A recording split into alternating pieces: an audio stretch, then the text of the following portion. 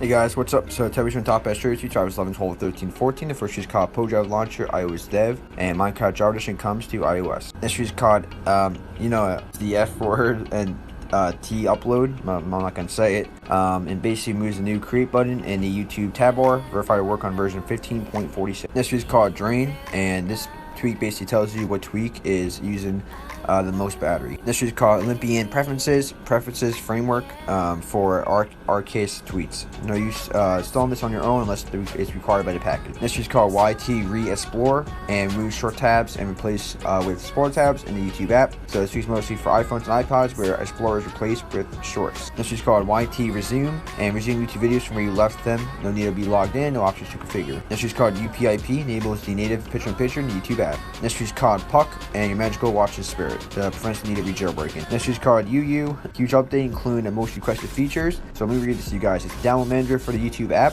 The newest features are picture-in-picture support, download playlist, predefined download quality, predefined picture-in-picture quality, search downloaded videos, added play in YouTube to download videos, added open channel to downloaded videos, added copy downlink to download videos, sideloaded IPA, link in YouTube, and use description page, storing download videos by date or name, iPad style layout, sharing media will use title name instead of UUID, change send style, fits export to photos crashed, fits send icon iOS 13, and bug fixes. You can find this tweak on mirror92.com/repo.